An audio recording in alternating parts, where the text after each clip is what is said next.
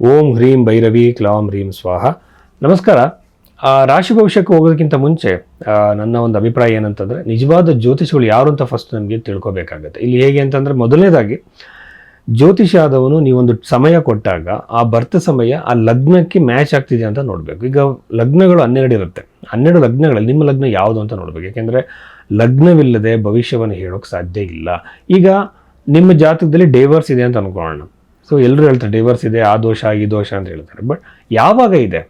ಒಂದು ವೇಳೆ ದಶೆಯಲ್ಲಿ ಆ ಸಮಯ ಬಂದಿಲ್ಲ ಅಂದರೆ ಡಿವೋರ್ಸ್ ಆಗಲ್ಲ. ಸೊ ಇದನ್ನೆಲ್ಲ ನಾವು ಗಮನಿಸಬೇಕಾಗತ್ತೆ. ಆಮೇಲೆ ಅದಕ್ಕೋಸ್ಕರ ನಿಮ್ಮ ಜೀವನದಲ್ಲಿ ನಡೆದಿರುವಂತಹ ಹಲವಾರು ಘಟನೆಗಳನ್ನು ಆತ ಮ್ಯಾಚ್ ಮಾಡಬೇಕು. ಮ್ಯಾಚ್ ಮಾಡಿ ನಿಮ್ಮ ಲಗ್ನವನ್ನು ಕಂಡಿಡಿದು ಅನಂತರದಲ್ಲಿ ಭವಿಷ್ಯವನ್ನು ನಿರೂಪಣೆ ಮಾಡಬೇಕು.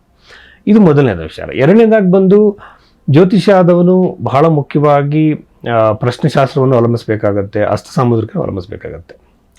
ಇದ್ರ ನಂತರದಲ್ಲಿ ಪರಿಹಾರಗಳನ್ನು ಹೇಳುವಾಗ ನಿಮ್ಮ ಸಮಸ್ಯೆಗೆ ಪರಿಹಾರ ಈಗ ಕ್ರಿಯಾಮಾನ ಕರ್ಮ, ಪ್ರಾರಬ್ಧ ಕರ್ಮ, ಸಂಚಿತ ಕರ್ಮ ಅಂತಿದೆ. ಈ ಕರ್ಮದಲ್ಲಿ ಬದಲಾವಣೆ ಯಾರಿಂದಲೂ ಮಾಡೋಕ್ಕೆ ಸಾಧ್ಯ ಇಲ್ಲ.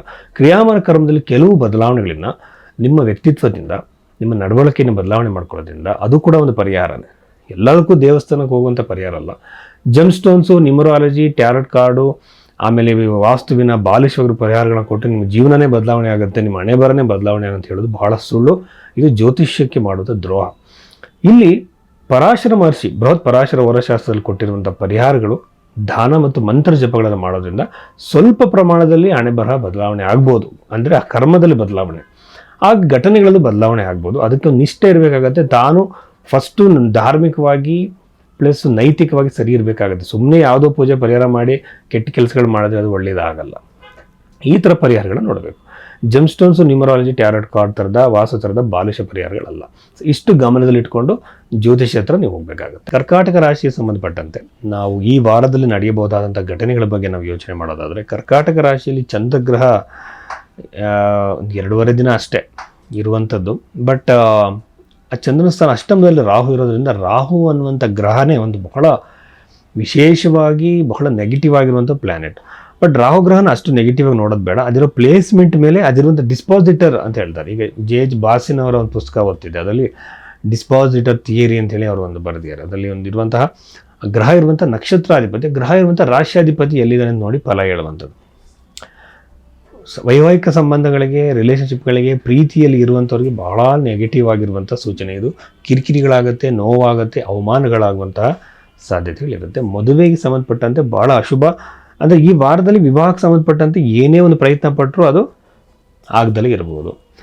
ಈಗ ರೀಸೆಂಟಾಗಿ ಒಬ್ರು ಹೇಳ್ತಾರೆ ನನಗೆ ಎಂಗೇಜ್ಮೆಂಟ್ ಆಗಿ ಕ್ಯಾನ್ಸಲ್ ಆಯಿತು, ಈ ಥರ ಪ್ರಾಬ್ಲಮ್ಗಳು ನಡೆಯುತ್ತೆ. ಬಟ್ ನಾವು ಅದನ್ನು ತಿಳ್ಕೊಬೋದು. ಈಗ ಮದುವೆಗೆ ಸಂಬಂಧಪಟ್ಟಂತೆ ಅವ್ರಿಗೆ ಸಪ್ತಮ ಸ್ಥಾನ ಹೇಗೆ ಹಾಳಾಗಿದೆ, ಪ್ಲಸ್ ದಶೆ ಯಾವ್ದು ನಡೀತಿದೆ, ಹಸ್ತದಲ್ಲಿ ಇರುವಂಥ ಶುಕ್ರನ ಸ್ಥಾನ, ಶುಕ್ರ ಸ್ಥಾನವನ್ನು ಬಹಳ ಚೆನ್ನಾಗಿ ಅಬ್ಸರ್ವ್ ಮಾಡಬೇಕು.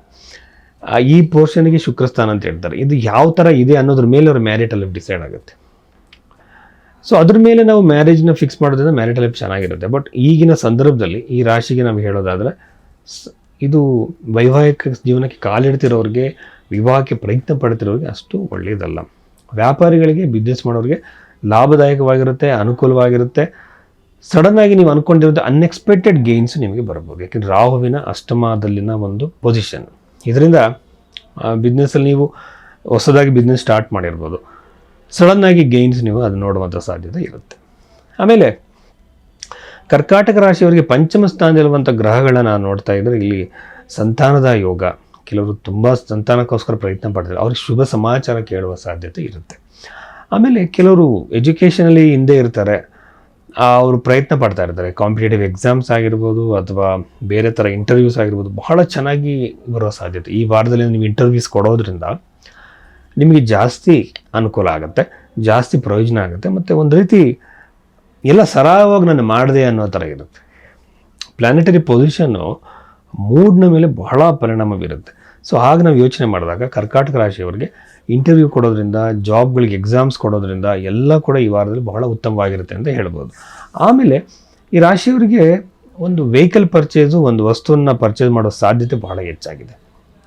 ಯಾವುದೋ ಒಂದು ವಸ್ತುವನ್ನು ನೀವು ತಗೊಳ್ಳೋ ಪ್ರಯತ್ನ ಮಾಡ್ತಿರ್ತೀರ, ಯಾವುದೋ ಒಂದು ವಸ್ತುಗೋಸ್ಕರ ನೀವು ಓಡಾಟ ಮಾಡ್ತಿರ್ತೀರ, ಖಂಡಿತವಾಗಲೂ ಸಹ ಅದು ನಿಮ್ಮ ಮನೆ ಸೇರುವಂಥ ಅವಕಾಶ ಇರುತ್ತೆ. ವೆಹಿಕಲ್ ಆಗಿರ್ಬೋದು, ಗ್ಯಾಡ್ಜೆಟ್ ಆಗಿರ್ಬೋದು. ಇದ್ರ ನಂತರ ನಾನು ಹೇಳೋದಾದರೆ 9ನೇ ಮನೆಯಲ್ಲಿರುವಂತಹ ಶನಿಯ ಗ್ರಹ ಇದು ಬಂದು ತಂದೆಯ ಜೊತೆ, ತಂದೆ ಇಲ್ಲ ಅಂದರೆ ಅವರ ಒಂದು ವರ್ಕ್ ಮಾಡುವಂಥ ಬಾಸ್ಗಳ ಜೊತೆ ಕಿರಿಕಿರಿ ಆಗುವಂಥ ಸಾಧ್ಯತೆ, ಮಿಸ್ಅಂಡರ್ಸ್ಟ್ಯಾಂಡಿಂಗ್ ಬರುವಂಥ ಸಾಧ್ಯತೆ ಬಹಳ ಹೆಚ್ಚಾಗಿರುತ್ತೆ ಅಂತ ಹೇಳ್ಬೋದು. ನಮಸ್ಕಾರ.